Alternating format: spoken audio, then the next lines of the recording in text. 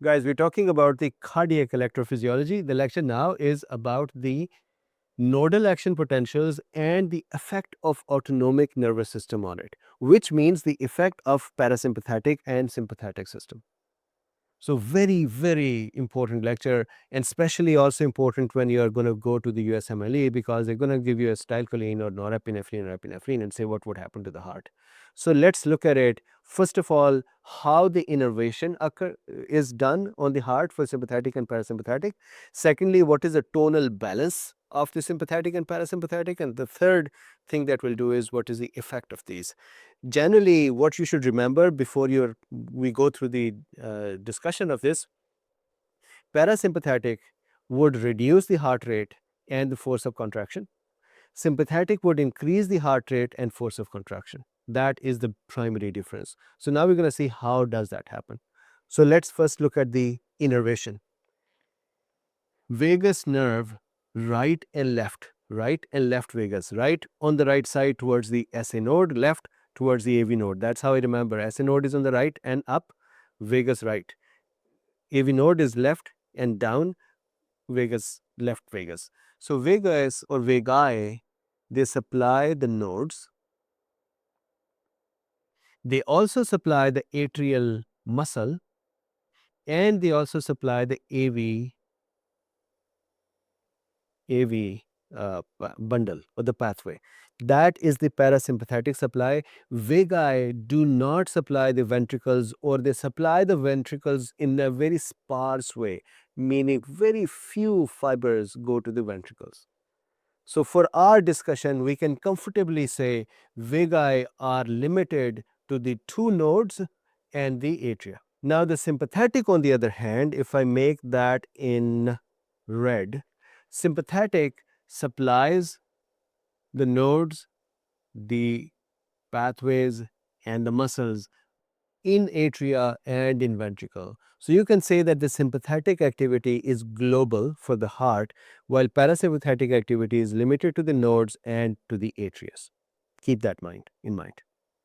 Now, let's see what is the effect. Here is a lecture that we did about the SA nodal activity, and we can reuse the same diagram here. This is ventricular action potential, has a plateau. This is a nodal action potential, and it has phase 4, phase 0, and phase 3. It does not have phase 1 and 2. The other thing is it has this funny current, and we talked about the slope. This slope is going to become even more important here. So let's do this. We have done this lecture, so I'm not going to explain the action potential. Now we are concerned with the number of action potentials per unit time. So think about it for a second. Let's say that the slope of this funny current or slow gradual depolarization has increased. That means the line has become vertical or more vertical. So this is, let's say, the slope. Do you think that the action potential would start here? Do we go this way and then have the action potential, or do we have the action potential started here? Of course, the answer is started here. Why? Because we've reached the threshold. As soon as you reach the threshold, you get the calcium channels to open up and you get the action potential. So now let's say this was the unit time. In this unit time, we had two action potentials. Now what's happening is, because we increased the slope, the first action potential finished earlier. Right? It has become, the duration has become shorter because of this particular slope. So if I go back again here, make the little phase 4 and then make another increased slope funny current phase, and then make another action potential, that is one more. So what is the learning here? What is the lesson here? The lesson is, as the slope of the action potential becomes high, that would increase the number of beats, number of depolarization in the nodal tissue per unit time. That would increase the heart rate. Okay. Now let's continue here, just so that we can prove it, that we have an increased heart rate. And then the same thing would happen, and we would almost have another beat. I'm just going to make it all in green so I don't waste time. Right? So 1, 2, 3, 4 beats. You make it even more higher, the slope, and the number of beats in the same time would increase even more. So remember this, as the slope of the slow depolarization becomes higher, the number of beats would increase. How about if we make the slope lower? I'm going to make it in blue just so that we can differentiate it. So let's say this is the new slope. This slope is lower. So how long before we reach the threshold?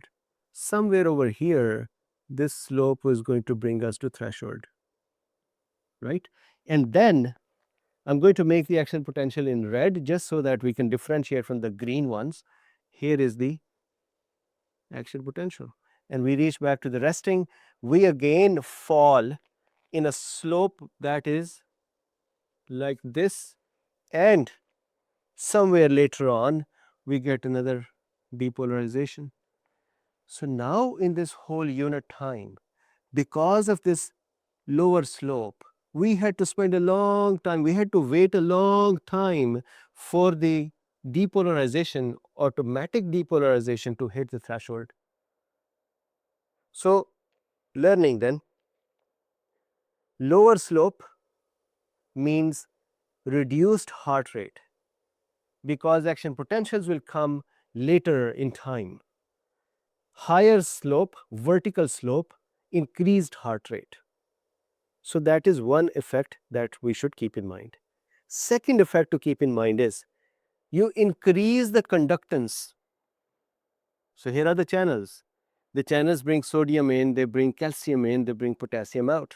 That creates this particular shape. If you increase the conductance, if the sodium goes in faster than normal, what would happen to the slope and the duration? So I'm going to make that down here. I'm going to delete this, erase this, and make another situation down here. Now consider what's going to happen. It's really, really funny to see. So let's say this is another action potential. We start from minus 55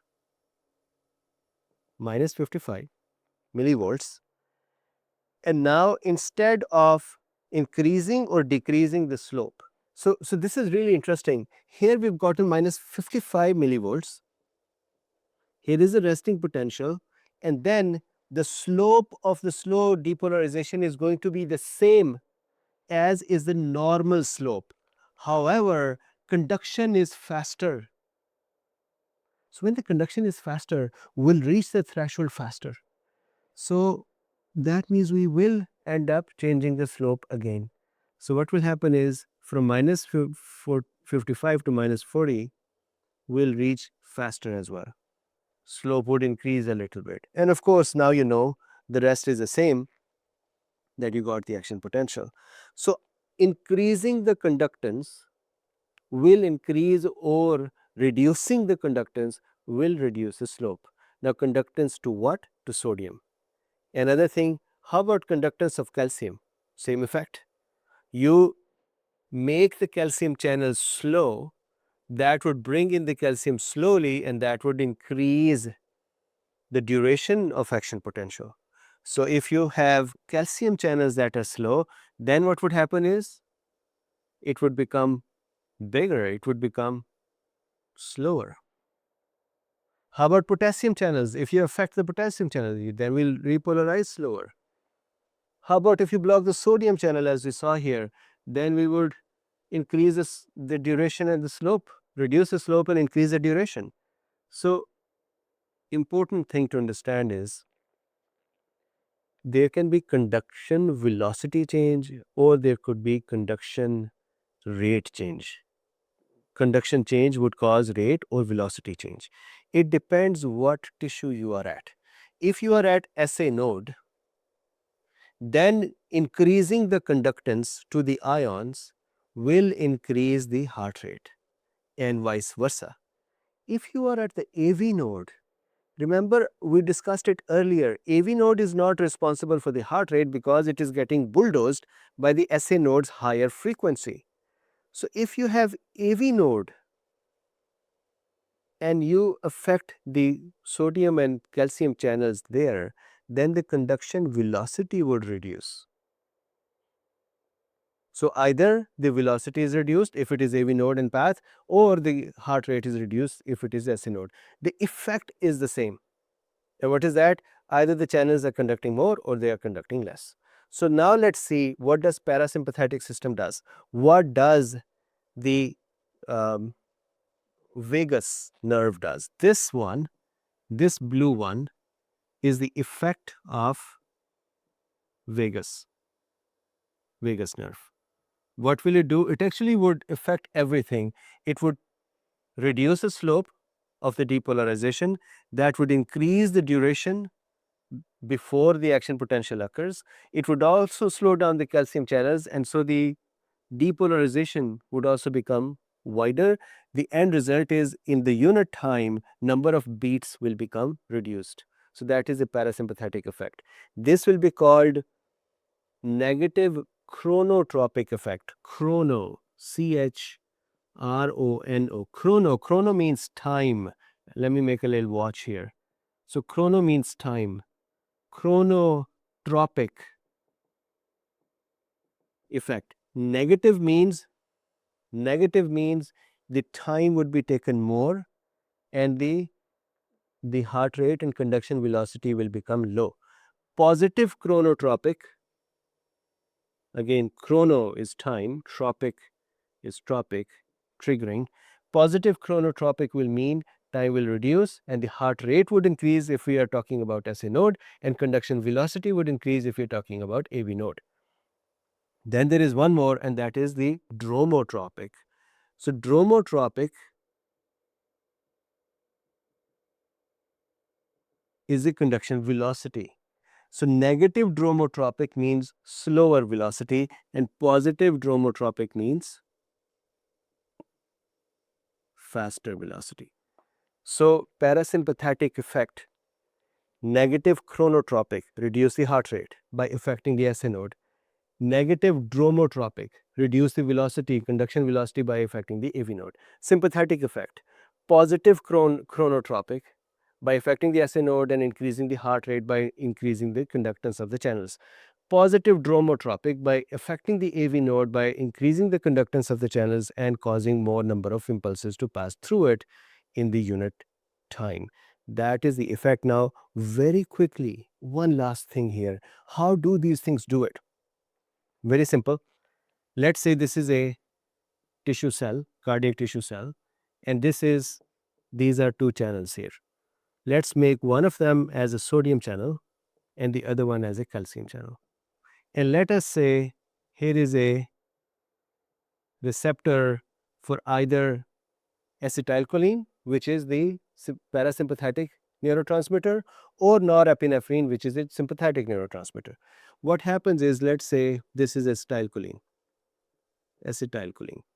When the acetylcholine comes and connects to its receptor that has, remember the G proteins, so alpha, beta, and gamma subunits.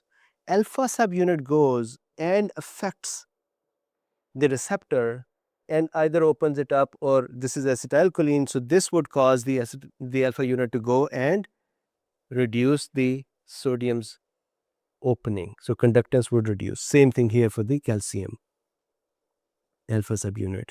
So alpha, beta, gamma subunits. And similar thing for the norepinephrine. The only thing is, when norepinephrine would connect in here, this is the G protein. Over here, the alpha unit would go and activate the sodium channels and open them, and activate the calcium channel and open them, and so on for the potassium as well. So that is the molecular mechanism for this. Thank you.